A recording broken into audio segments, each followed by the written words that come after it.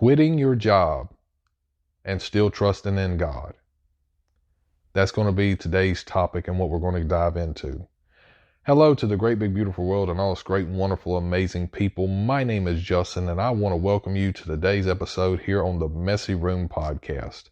My wife is out of town this morning, so unfortunately she won't be able to join me for this podcast, but it's currently raining outside. I was planning on doing a video, but our internet's also not working and cooperating, so I said, you know what? Before we go back to work tomorrow, we're just going to have as much of a chill, relaxed day. But I still wanted to talk about something, so I said, let's just turn on the phone, hook up a mic, and let's do a podcast. So let me know what you guys think about the quality of this episode. Trusting God and quitting your job at the same time, or like I said at the beginning, quitting your job and still trusting in God. You know, for those of you that are close to me and those of you that keep up with me on Facebook, and you guys have known about this because that's all that anybody's really talked about for at least the past week especially, you know that me and my wife at the same time are starting new careers tomorrow.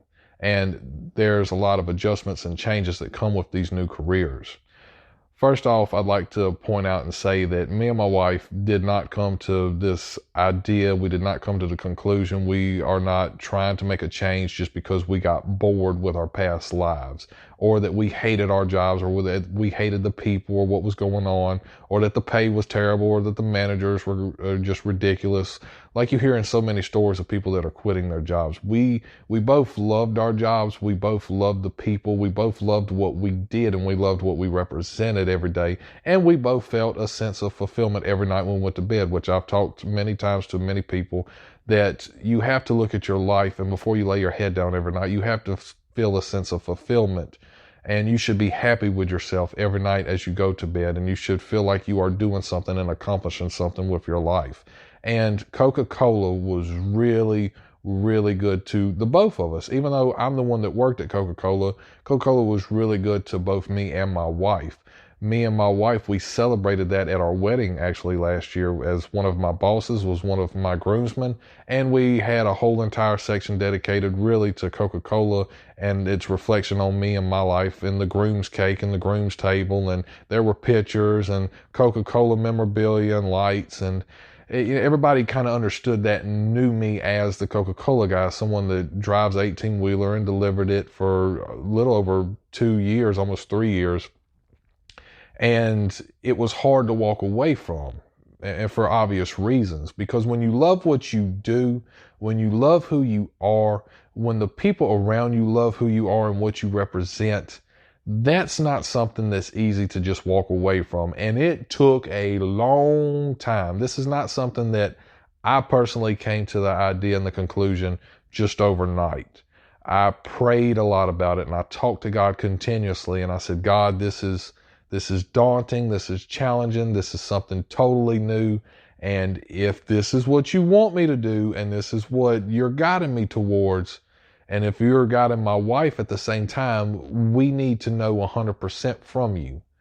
If it's not meant to be, you will stop this dead in its tracks. You will find something. This will get derailed somehow. But that never happened. And me and my wife just looked at each other and we said, there's challenges that come along with this. There's change that comes along with this. And not a whole lot of people like change or agree with it. Funny little thing, have you ever noticed that people who don't pay your bills, who don't work your job, who don't walk in your shoes or see things through your eyes, who don't fight the demons that you fight, have you ever noticed that most of those people usually have an opinion on what you should be doing? And you try to explain to them, we have talked to God. We have done this. We have tried that. We have faced these challenges together. And never mind the fact that you can see it in our lives, and this is going to sound a little self-revolving here, but in all honesty, you can look at me and my wife's lives and you can tell that God, we're listening to Him. We're being obedient to God. It's not always easy. It's not always convenient. And His timing, even though it's perfect for us, we don't understand it a lot of times. And when you talk about having faith and trusting in God, you usually hear the story of someone in their life who is going through a hard time, miserable time. Me and my wife ain't going through none of that stuff. In all honesty, we have a nice house. We have a nice life. Me and her ain't in no way, shape, or form going through no hard, miserable times right now.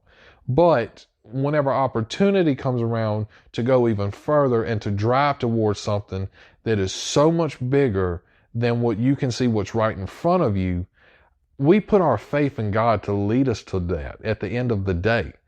And even if we have to walk away from what we personally love and what was used to be a blessing of His, God led us to where we were and where we worked for me for the past 5 years and for my wife for the past year. He was there for that, and He delivered us to that.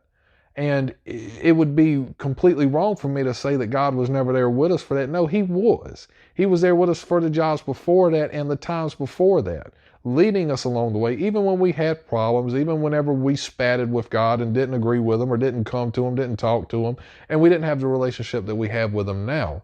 Understand and know that we are not perfect people. We are merely people who wake up every day, who get dressed, who go out into this world, and we work to provide for the ones we love. We work to pay our bills.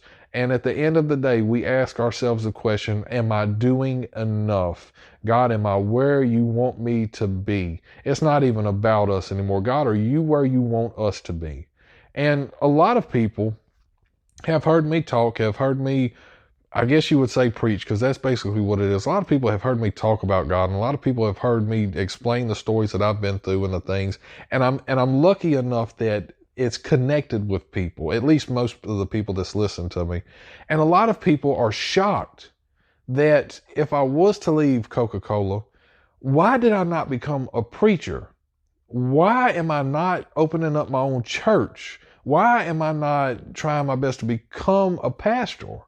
Because I can't see it for myself. Anybody that's talented and gifted in something, and I'm not in no way saying that I am on here, because the last thing I want you folks thinking is that I'm arrogant and conceited and I just got this big idea of myself. I don't. I just know what's worked for me and what I've been able to do and accomplish because of God and because of His grace.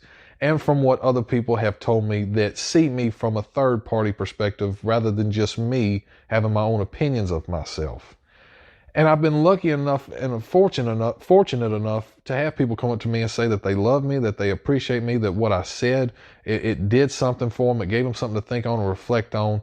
And I always hope and pray that it's done for God's sakes, that I am used as God's platform, not me using God as my platform. It's never about me. It's never been about me. And I'm fortunate enough to have people that have that respect for me. But a lot of people are having a hard time grasping and understanding that God uses people differently for different reasons. This job that I just took, I won't be home every night like I was with Coca-Cola. That is a big and really the main thing that me and my wife are most worried about of all. I'm not so much worried about myself. I know that I'll be fine. It's me worrying about my wife, that she's going to be okay not having me next to her every night. Even though I got home late and wasn't able to spend time with her hardly anyway because of my past job, it's not the same that I won't physically be laying next to her in bed, that I won't physically be here, that I won't be able to just turn around the corner and talk to her. That all that we'll have is just being able to communicate over the phone. And if we ever do have a child one day, that's the lifestyle that they'll have to be used to and that they'll have to grow up and adapt in. That daddy won't always be home. That I'll be off working like so many guys have to do, and so many women too. But I trust God in this path that He's leading me towards. And that's really the main thing. But it may be that God's leading me out into the world to be able to work in that some type of way. That God is training me still. That He's been training me all along, and now He is throwing me into a whole new era that I did not want to have to go into. I wanted Coca-Cola to be it. I wanted that to be the job. I didn't put 5 years in it. I didn't want to just walk away from that. That was hard. It was painful. It was crushing. This was not something I just woke up and said, yeah, you know what, I'm done with this. I'm ready for something. No, it was painful. I had people crying and bursting into tears when I told them I had to leave them. It was so haunting and devastating. And my wife had to deal with the same thing. And she's only been at her job for 1 year, where I've been at mine for 5. And she had the same impact. This was not something that was easily done.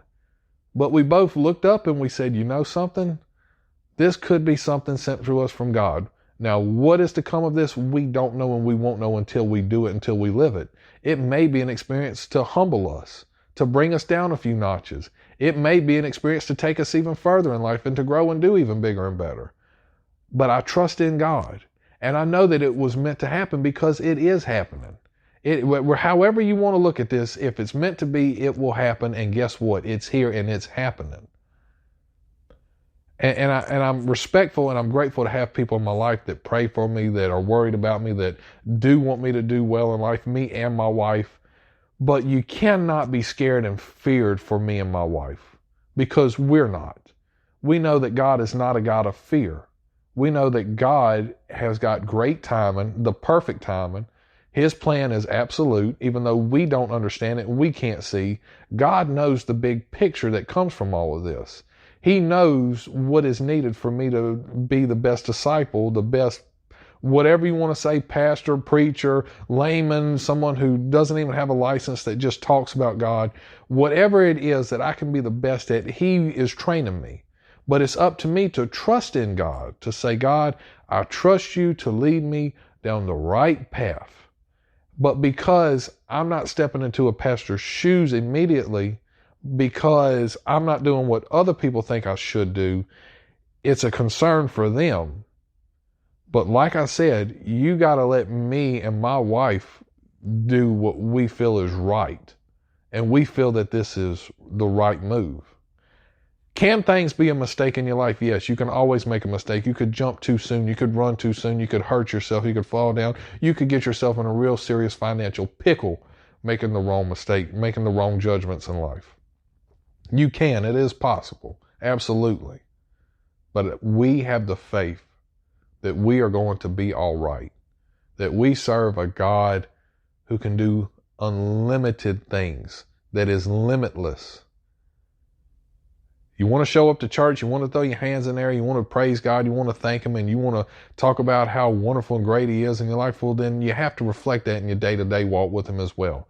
When things come in your life and they don't make sense, and you don't understand why you have to walk away from things that are good and why you're put through things that are hard and challenging, at the end of the day, that's those moments with God when you're not in church, when you're not in front of people, when you're not in front of a video camera, when you're not making a podcast, whenever it's just you and God. And you and your sin, and you and understanding who you are and why you need God so much in your life to say, God, it's all because of you and it's all on you. This is not my fight. This is your fight. This is your victory. This is your glory. And I am just merely here walking through this destiny that you have predestined for me. And I trust you 100%, me and my wife both do, to get us to that point. So regardless of what everyone else thinks of what we should do, regardless of what everyone else believes is right, we trust you and we agree that this is the path for us. And that is really the thing of trusting God, is that it's not easy. It's not. And people don't like hearing this, but sometimes you do have to question God. But whenever you say question God, people immediately jump to blaspheming. That's not at all what that is. Any good relationship you have in your life with anyone you had problems with, and you had to sort things and iron things out, and your relationship actually built on that. You think me and my wife have never had an argument or never not seen eye to eye on something? You think your parents never one time did that? No, they did, but guess what? If they stuck together and dealt with it, they were stronger in the end for it. And that's what happens with you in your relationship with God. You look and you say, you know what? I don't completely understand this. I don't get what you see in us, but we trust you. Even though we quit our jobs and we are diving into something at the same time that we are unsure of, we still trust you. And that is the faith that me and my wife both carry. And I just wanted to preach that to you today. I wanted to bring that to your attention, that if you're fighting with something, if you're fixing to go into something you don't fully understand or don't think you can do, have the faith and trust God. Just have the faith and trust God that regardless of what comes, you trust in Him. So we're going to wind this down because I got about 30 seconds left before this thing automatically cuts off. Thank you guys so much for tuning in today. This has been your good friend Justin. I will try my best to bring up another podcast for you guys someday soon and try to give you guys updates and what's going on in our life if you guys are interested in that type of thing. Remember to trust God that He is the absolute number one. Remember to pray to Him, to always talk to Him, to have a conversation with Him. And regardless of what comes in your life, to just have the faith to trust in Him for you, your kids, whoever it may be, that things are just going to be all right. I love you guys. See you in the next episode. Your good friend Justin. I'm out.